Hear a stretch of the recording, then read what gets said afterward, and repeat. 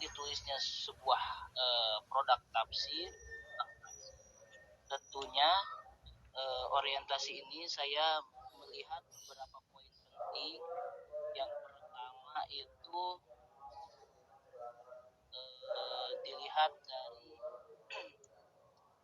ittijah tafsir atau ittijah tafsir ini ya tujuan ditulisnya sebuah karya tafsir. Nah, ini tidak terlepas dari hadithul mufassir ataupun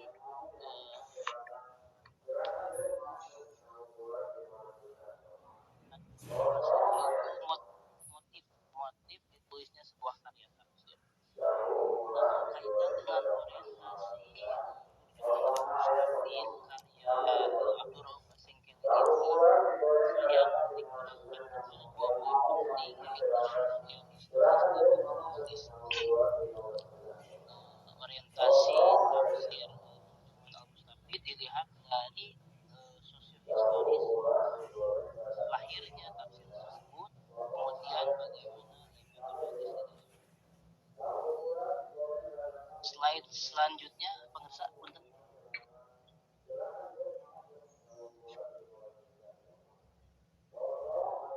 Untuk mempersingkat waktu karena ada dua pemateri, langsung ke biografi. Nah, Abdul Rauf As-Singkili ini nama lengkapnya adalah Abdul Rauf bin Ali Al-Jawi Al-Fansuri As-Singkili. Sebagaimana terlihat bahwa Al-Fansuri atau As-Singkili ini merupakan daerah Nangro Aceh, Darussalam. Dia dilahirkan pada tahun 1024 Hijriah atau 1615 Masehi dan wafat pada tahun 1105 Hijriah atau 1693 Masehi. Umurnya sekitar 78 tahun.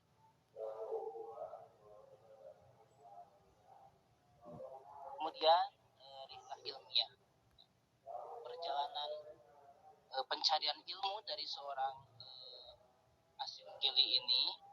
Pertama-tama sejak kecil ia telah menerima pendidikan dari ayahnya yang merupakan seorang alim dan pendiri madrasah. Kemudian dia melanjutkan perjalanan ke Banda Aceh, artinya sekota Aceh. Dia menimba ilmu di berbagai madrasah. Nah, kemudian pada usia ke-27 tahun ia ke Jazirah Arab pada tahun 1642 Masehi. Ia ke Jazirah Arab untuk menimba ilmu. Setelah itu, tahap terakhir perjalanan panjangnya, dia ke Madinah Al-Munawwaroh untuk menimba ilmu. Lanjut ke slide selanjutnya, pemirsa.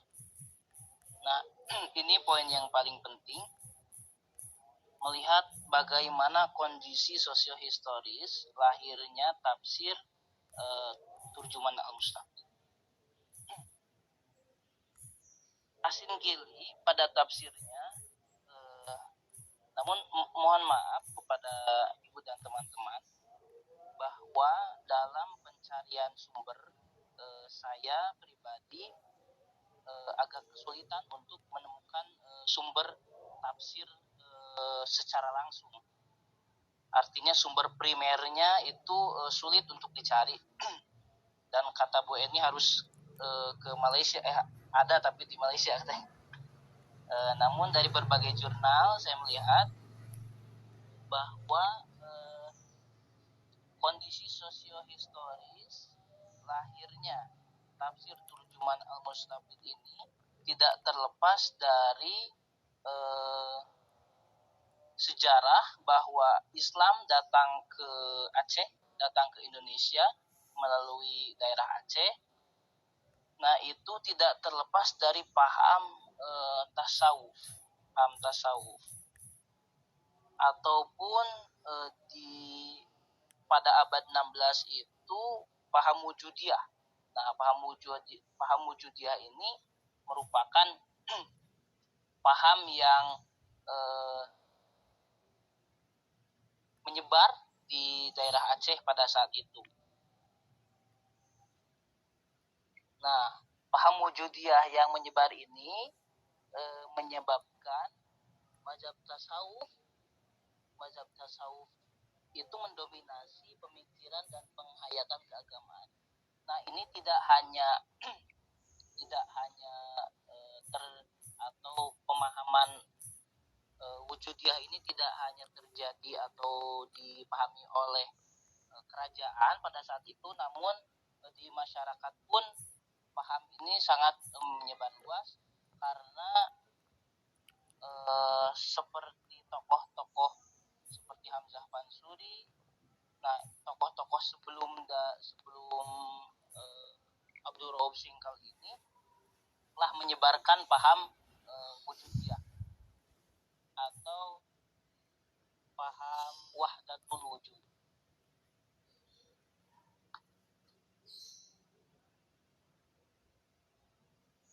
Nah, paham wahdatul wujud ini dibawa oleh Hamzah Pansuri, kemudian dilanjutkan oleh Syamsuddin As-Sumatrani yang merupakan murid dari Hamzah Pansuri. Nah, kondisi sosiohistoris ataupun kondisi keagamaan pada saat itu di Aceh tentunya paham terjadi polemik ataupun terjadi berbagai macam paham yang saling serang intinya antara paham wujudiyah ini, karena ada yang tidak setuju terhadap paham wujudiyah ini seorang tokoh. Nah, dari polemik ini kemudian Abdul Rauf Singkal ini berusaha untuk menengahi ataupun menjadi penengah dari polemik yang ada seperti itu. Lantas dia menulis sebuah karya tafsir untuk membentengi ataupun untuk meluruskan polemik yang terjadi. Nah, dia mengarang kitab tafsir Turjuman Al-Mustafid ini dengan bahasa Melayu. Untuk apa? Untuk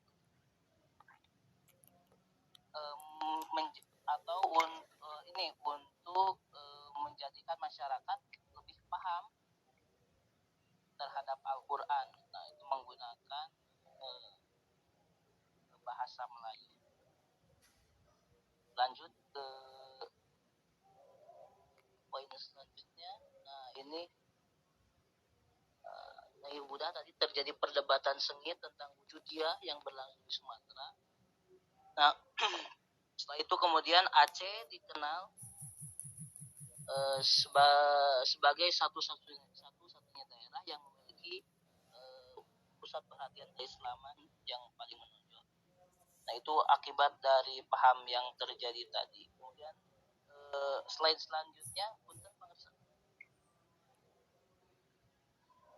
Nah, Turjuman Al-Mustafid, 2 poin penting, orientasi dan metodologi. Orientasi dari ditulisnya Turjuman Al-Mustafid secara langsung tidak ada yang menyatakan bahwa apa sih motif dari Abdul Rauf Singkal ini, tapi dilihat dari sosiohistorisnya, orientasi ditulisnya tafsir Turjuman Al-Mustafid ini adalah untuk menengahi polemik yang terjadi di Aceh pada saat itu yang paham wujudiyah tadi. Kemudian berbicara metodologi, tentu kita telah paham metodologi ini ada corak, metode, sumber dan lain sebagainya. Lajeng pengesak slide. Nah, ini tadi udah secara spesifik ini tidak ada ataupun Abdul Rauf Singkal ini tidak menyatakan untuk apa sih tujuan ditulisnya tafsir ini, tapi dilihat dari sosiohistorisnya, nah seperti itu, untuk menengahi problematika yang ada. Kemudian di metodologi tafsir Nah, ini ada untuk metodenya tentu tahlili karena sistematis dari secara tartib mushafi dari surat Al-Fatihah sampai akhir sampai Anas. Namun dicorak para peneliti sebelumnya, para peneliti di jurnal itu cukup kesulitan untuk menentukan corak apa sih metode corak apa sih tafsir terjemahan mustafid ini, karena Abdur Rauf Singkal ini menguasai berbagai macam ilmu sehingga tidak fokus pada satu pendekatan saja. Artinya tidak fokus pada pendekatan misalnya fikih ataupun bahasa, tidak. Namun semua yang berkaitan dengan ilmu, nah seperlunya dia membahas. Bisa dikategorikan sebagai sufi, bisa juga dikategorikan sebagai adabi ijtimai. Kenapa demikian? Karena menurut saya adabi ijtimai ini kan sosial kemasyarakatan. Nah, tujuan dari ditulisnya tafsir ini untuk melerai berbagai macam paham wujudiyah yang ada pada saat itu. Jadi menurut saya cocok ketika disebut sebagai adabi ijtimai. Slide selanjutnya Bang Asa, bentar.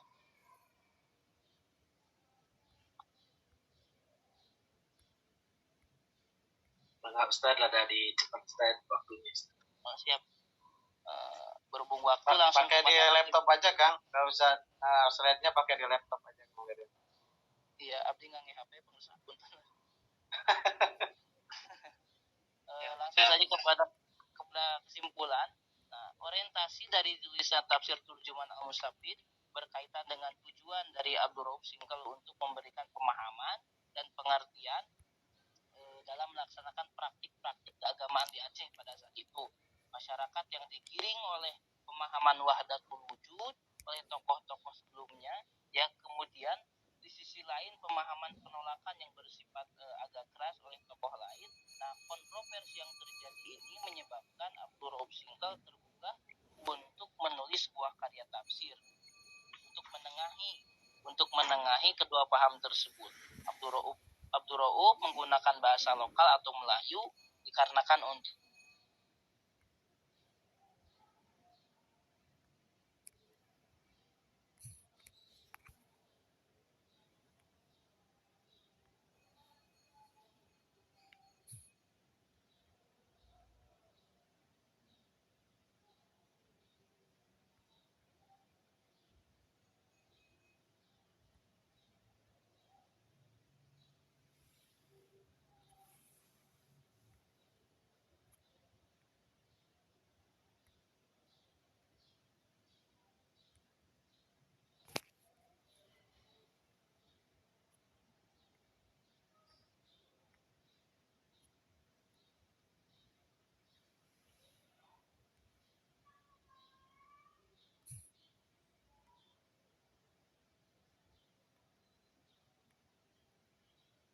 Recording in progress. Materi yang kedua tentang tafsir Al-Munir Marah Labib dari Kashfi Ma'anil Quran karya Imam Nawawi Al-Baghdadi, yang insyaallah pada kesempatan hari ini akan disampaikan oleh Ustadz Daryudi dari kelas B. Silakan Ustadz Daryudi.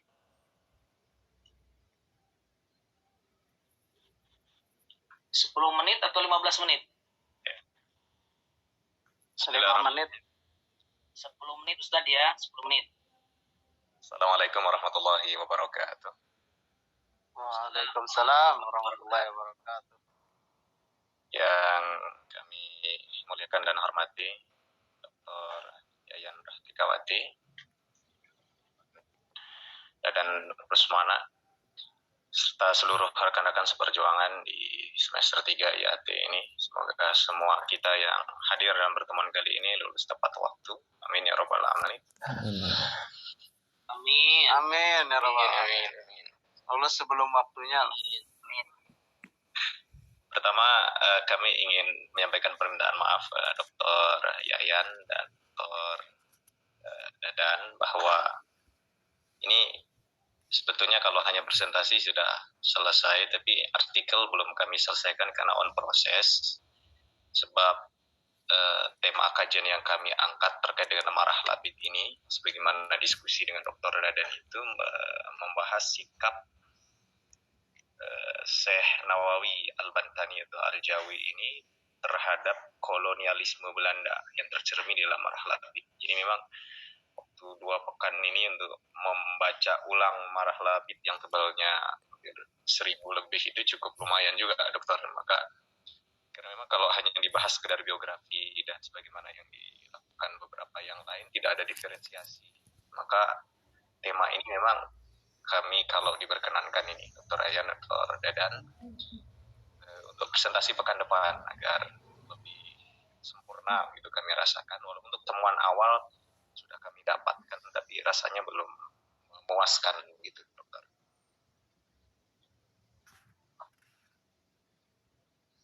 Dengan demikian, barangkali izin untuk pekan depan dan bisa dilanjutkan mungkin dengan Ustaz Irsyad presentasi.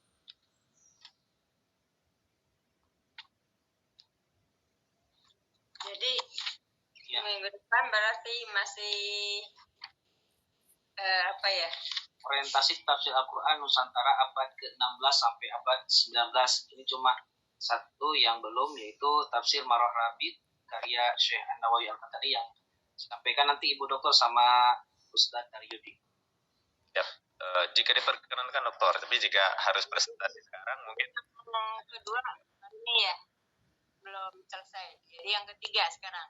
Ya dokter. Iya. Banyak atas waktunya. Iya. Makasih kepada Ustadz Daryudi ya. Insyaallah minggu depan sudah dimatangkan, dipersiapkan untuk presentasi mengenai tema tafsir Al-Munir Marah Labib di Kashfi Qur'anil Quran kayak Syekh An-Nawawi.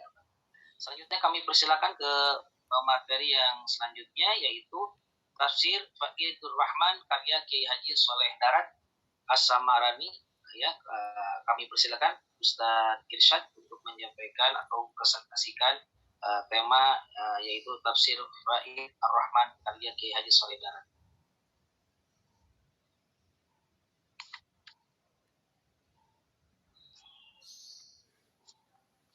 Halo, Ustaz Irsyad? Ada ya. di... Silakan. Ya, ini saya. Silakan Ustaz. Baiklah, pada kesempatan kali ini mohon maaf tidak bisa on cam dikarenakan saya sedang di lembur ya. Sinyalnya agak lap-lap, jadi mohon maaf sekali tidak bisa menghidupkan kameranya. Atau ada dari pihak ini admin untuk bisa membantu men-sharekan apa? Enggak, kirim ke WA kan. Benar ya.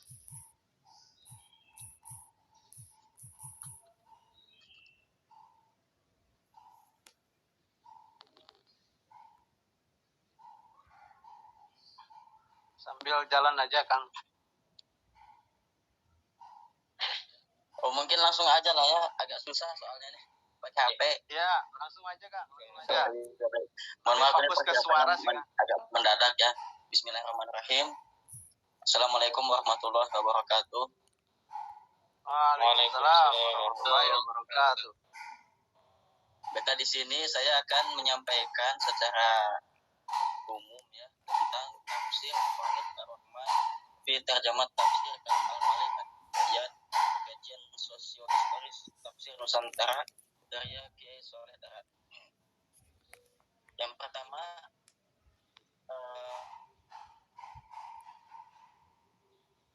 dari pendahuluan, munculnya kajian Al-Quran dan penafsiran di Indonesia sebagai pertanda bahwa terdapat respon yang baik dari masyarakat Indonesia terhadap kitab sucinya. Namun kendati demikian, sejarah perjalanan dinamika kajian tafsir Al-Quran di Nusantara cukup berbeda dengan perkembangan yang terjadi di dunia Arab. Nah, perbedaan tersebut terutama disebabkan oleh perbedaan latar belakang budaya dan bahasa, karena proses pemahaman Al-Quran terlebih dahulu dimulai dengan penerjemahan Al-Quran ke dalam bahasa lokal. Nah,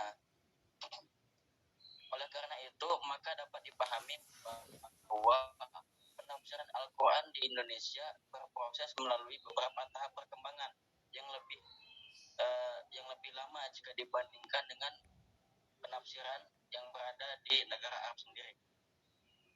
Dari hal tersebut terlihat dari aspek lokalitas tafsir Faid Ar-Rahman karya Kiai Muhammad Sholeh Darat. Karena tafsir Faid Ar-Rahman dalam penulisannya, tafsir ini menggunakan bahasa Jawa Al-Maraki dengan model huruf aksara Arab Pegon untuk menyesuaikan dengan kondisi sosiokultural pada masa tersebut. Hal ini yang membuat ketertarikan bagi penulis untuk mengkaji lebih jauh tentang tafsir Faid Ar-Rahman ini.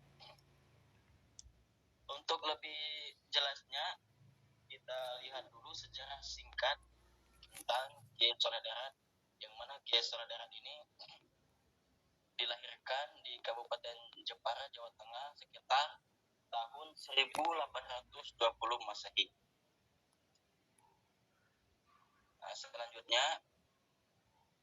karya dari Kiai Sholeh Darat ini sangat banyak sekali ya. Di antaranya itu kitab Majmu'ah Al-Syari'ah Al-Kafiyah li Al-Awam, kemudian kitab Munjiat, kemudian Tarjamah Al-Hikam, dan lain-lain. Dan di antaranya itu kitab tafsir Ar-Rahman fi Tarjamah Tafsir Kalam Al-Malik Ad-Dayan, yaitu sebuah kitab tafsir Al-Azim yang bercorak isyari dari surah Al-Fatihah sampai surat An-Nisa. Terdiri dari 2 jilid besar. Jilid pertama terdiri dari surat Al-Fatihah sampai surat Al-Baqarah sebanyak 503 halaman. Sedangkan jilid kedua terdiri dari surah Al-Imran sampai surat An-Nisa sebanyak 705 halaman. Kemudian masuk ke telaah tafsir Faid Ar-Rahman karya Kiai Sholeh Darat ini. Yang pertama, latar belakang penulisan tafsir Faid Ar-Rahman. Nah, penulisan tafsir ini dilatar belakangi oleh keinginan Kiai Sholeh Darat untuk menerjemahkan Al-Quran ke dalam bahasa Jawa, sehingga orang-orang awam pada masa itu bisa mempelajari Al-Quran, karena saat itu orang-orang banyak yang tidak bisa berbahasa Arab. Dan juga sebagai jawaban dari kegelisahan Raden Ajeng Kartini, pada waktu itu tidak ada ulama yang berani menerjemahkan Al-Quran dalam bahasa Jawa, karena Al-Quran dianggap terlalu suci dan tidak boleh diterjemahkan ke dalam bahasa apapun, dan melarang keras penerjemahan dan penafsiran Al-Quran dalam bahasa Jawa oleh kaum Belanda. Nah, kitab tafsir karya Sholeh Darat ini diberi nama Tafsir Faid Ar-Rahman fi Tarjamah Tafsir Kalam Al-Malik Ad-Dayan. Nah, judul Faid Ar-Rahman memperlihatkan bahwa kitab tafsir ini memiliki nuansa sufi atau at-tafsir fi al-lawan al-sufi. Secara terminologi, kata Ar-Rahman diartikan sebagai suatu limpahan atau karunia dari zat Allah, sebagai isyarat bahwa kandungan tafsir tersebut merupakan emanasi atau limpahan kasih sayang Tuhan yang tercermin dalam uraian-uraian tafsirnya. Maka setiap pemaparan tafsirnya merupakan wujud kasih sayang terhadap Allah. Ya, kitab tafsir tersebut merupakan kitab tafsir Al-Quran dengan menggunakan tulisan Arab Pegon dengan bahasa Jawa Al-Maraki. Selanjutnya, tujuan penulisan tafsir, sebagaimana yang tadi telah disampaikan di awal, Kiai Sholeh Darat yang lahir pada abad ke-19 Masehi ini tergolong tafsir yang mempelopori penafsiran yang menggunakan bahasa Jawa dalam huruf Arab Pegon. Sebab tafsir yang ditulis menggunakan bahasa Jawa sekaligus penulis atau mufassirnya adalah orang Jawa asli, maka dari sini terlihat bahwa tujuan dan motivasi Kiai Sholeh Darat dalam menulis tafsir Faid Ar-Rahman dapat kita ketahui bahwa tafsir ini disusun agar orang-orang awam pada masa itu dapat mempelajari, mengakses, dan memahami Al-Quran dengan bahasa lokal atau bahasa Jawa. Mengingat pada saat itu mereka banyak yang tidak mampu berbahasa Arab, yang merupakan bahasa kitab suci. Kemudian yang paling inti itu referensi dan contoh penafsiran. Karya Sholeh Darat dalam membangun sebuah penafsiran juga membutuhkan asumsi-asumsi dasar atau sumber yang dijadikan sebagai bahan untuk mengkonstruksi penafsirannya. Meskipun sumber tersebut telah dijelaskan pada mukaddimah tafsirnya, akan tetapi bukan lantas menafikan sumber-sumber lain. Nah, adapun sumber penafsiran Kiai Surya Darat, di antaranya yang pertama yaitu Al-Quran itu sendiri. Nah, karya Surya Darat mendasarkan penafsirannya kepada Al-Quran yang pertama. Dalam kutipan mukaddimah tafsir Fathur Rahman, Kiai Surya Darat menyatakan yang artinya seluruh ilmu itu masuk dalam segala perbuatan dan sifat-sifat Allah. Dan di dalam Al-Quran lah penjelasan zat, perbuatan dan sifat-sifat Allah itu sendiri. Maka dari sini bisa diketahui bahwa Al-Quran sebagai referensi pertama yang dijadikan sebagai penafsiran oleh Kiai Surya Darat. Nah, kemudian yang kedua, pola penafsiran Kiai Surya Darat yang tidak pernah terlepas dari kutipan ayat Al-Quran. Namun demikian, tidak semua ayat Al-Quran yang dikutip dalam penafsirannya bersumberkan dari Al-Quran. Mengingat sebagaimana disinggung di atas, penafsiran eksoterik atau zahir bersumber dari tafsir-tafsir klasik dan penafsiran esoterik atau isyari didasarkan pada Imam Al-Ghazali. Karenanya tidak menutup kemungkinan bahwa ayat Al-Quran yang dihadirkan dalam penafsiran dinukil dari kitab-kitab tafsir klasik. Nah, contoh dari penafsiran Kiai Surya Darat ini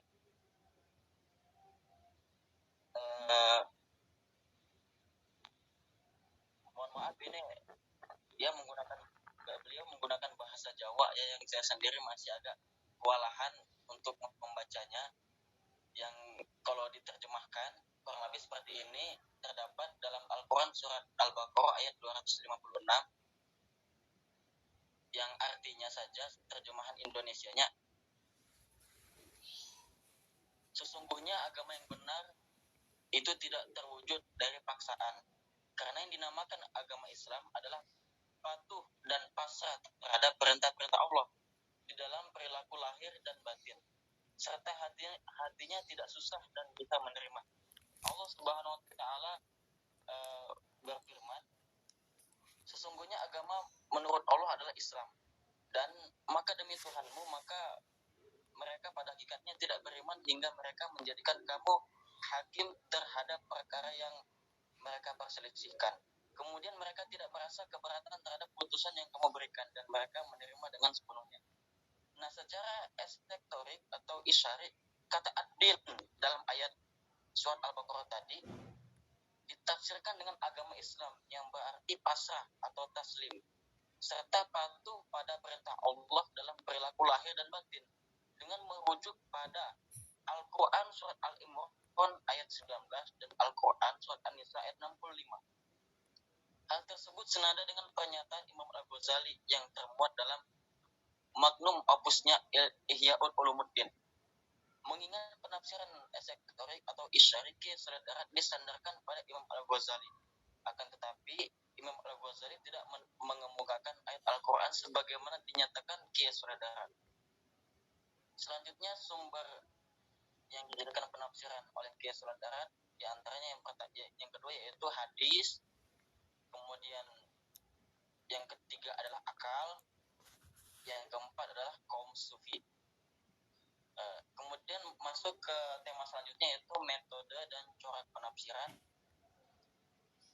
Metode dan corak penafsiran Kiai Surya Darat ini cenderung menggunakan metode ijmali, yakni metode yang berusaha untuk mengungkap kandungan Al-Quran dengan uraian yang ringkas, serta menjelaskan kata-kata dan istilah yang kurang jelas dengan bahasa yang sederhana, sehingga bisa dipahami oleh semua kalangan, baik kalangan masyarakat awam maupun intelektual.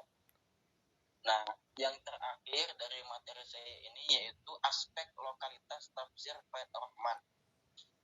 Yang pertama yaitu lokalitas dalam penafsiran. Kiai Surya Darat menuliskan penafsiran terhadap Al-Quran dalam kitab tafsir Fathur Rahman dengan menggunakan huruf Arab Pegon.